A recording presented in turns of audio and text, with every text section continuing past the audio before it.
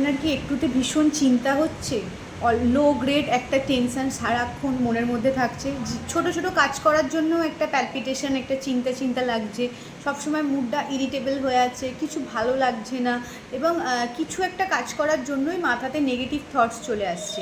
তো এটা নিয়ে ভাবুন, আপনি জিএডিতে ভুগছেন না তো? GAD means generalize anxiety disorder. বর্তমান প্রজন্মের যদি খোঁজ করে দেখা যায়, বেশিরভাগ মানুষই কিন্তু জিএডিতে ভুগছে, কিন্তু মানুষ সেটা আইডেন্টিফাই করতে পারছে না। ওপিডিতে আসা বেশিরভাগ পেশেন্টের মধ্যে দেখা যায় তাদের যতটা না শারীরিক সমস্যা, তাদের এই অ্যাংজাইটির কারণে তাদের শারীরিক সমস্যাগুলো আরও বেশি প্রখর হয়ে উঠেছে। এবার ভালোভাবে এক্সপ্লেন করা যায়। চিন্তা বা স্ট্রেস এমন একটা জিনিস যেটার সাথে যদি আমি সেটা বেশি হাই লেভেলে থাকে, আমার শরীরের সমস্ত সিমটমগুলো, ফিজিক্যাল সিমটম ইনক্রিজ করতে থাকবে। সাপোজ আমার খুব স্ট্রেস আছে, এখন আমি ভীষণভাবে চিন্তা করছি, আমার প্রতিটা শরীর একদম টেন্সড হয়ে আছে, মানে প্রতিটা মুহূর্তে। তো তাহলে আমার কি হবে? আমি যদি খাবারটা খাচ্ছি সেটা আমার হজম হচ্ছে না, আমার পেটের সমস্যা হবে, এবং আমার শরীরে হঠাৎ হঠাৎ ঘাড়ে ব্যথা, মাথার যন্ত্রণা। কারণ চিন্তা, স্ট্রেস যদি থাকে, তখন আমাদের যে হরমোনাল চেঞ্জেসগুলো, স্ট্রেস হরমোন, এই সমস্ত কিছুর কারণে আমাদের শরীরের ফিজিক্যাল অ্যাক্টিভিটি বা ফিজিক্যাল যে ফিটনেসগুলো আস্তে আস্তে ডিক্রিজ করবে। কিন্তু মানুষ ভাববে কি আমার ফিজিক্যাল সমস্যা হচ্ছে, আমার নন স্পেসিফিক পেন হচ্ছে, আমার চেস্ট পেন হচ্ছে, আমার শ্বাসকষ্ট হচ্ছে, আমার পেটে লাগছে, ডাক্তার দেখাতে যাচ্ছে, সমস্ত ক্লিনিক্যাল ফাইন্ডিং করা হচ্ছে, কিন্তু সমস্ত ক্লিনিক্যাল ফাইন্ডিং নর্মাল। তারপরেও আরও চিন্তা বেড়ে যাচ্ছে, কারণ আমার সব কিছু নর্মাল, তাহলেও কেন আমার এত কষ্ট হচ্ছে?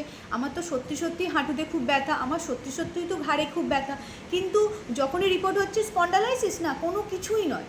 এটা আরও বাড়িয়ে দিচ্ছে চিন্তা। আসলে আপনার জেনারেলাইজ অ্যাংজাইটি ডিসঅর্ডার হচ্ছে।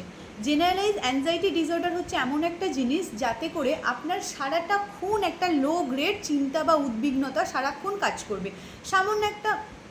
সামান্য একটা কাজ করতে গেলেই কাজ করবে, সামান্য রেগুলার ভাত রান্না করা থেকে শুরু করে যে কোনো কিছুতে, এটা করতে পারবো তো, আমি পারবো তো, বা আমার একটা প্রজেক্ট আছে, কালকে আমি প্রজেক্টটা সাবমিট করতে পারবো তো, টাইমে পৌঁছাতে পারবো তো, সমস্ত কিছুতে নেগেটিভ থট, এবং মাথা যেন হয়ে যায় একটা নেগেটিভ থটের মেশিন হয়ে যায়। এবং এটা যদি নিজেরা আইডেন্টিফাই করা যায়, দেখবে খুব ভালোভাবে আইডেন্টি করা যায়।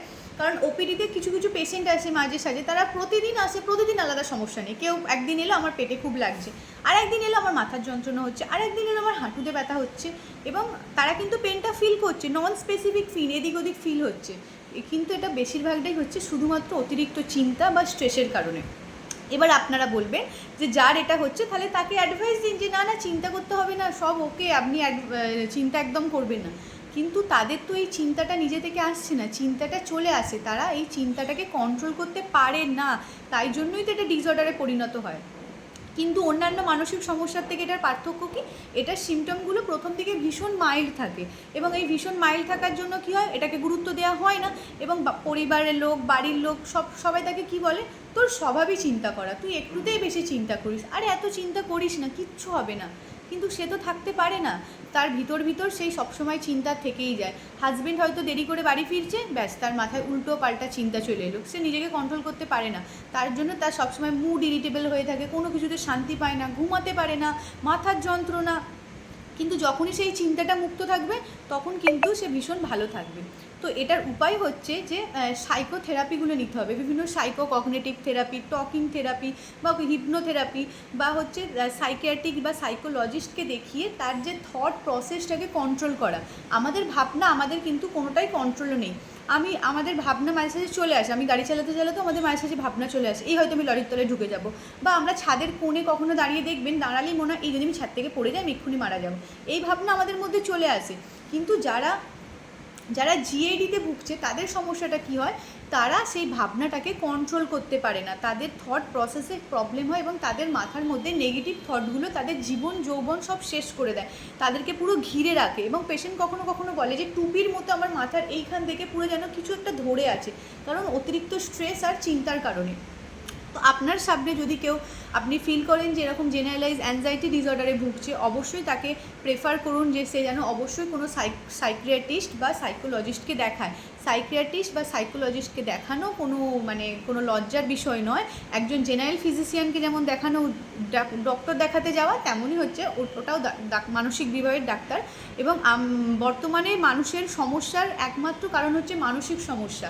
সেই মানসিক সমস্যার কারণেই শারীরিক সমস্যাগুলো এতটা প্রখর হচ্ছে, কিন্তু মানসিক সমস্যাগুলোকে সবাই ইগনোর করে শারীরিক সমস্যাগুলোর ওপর গুরুত্ব দিচ্ছে বলে আসল সমাধান হচ্ছে না।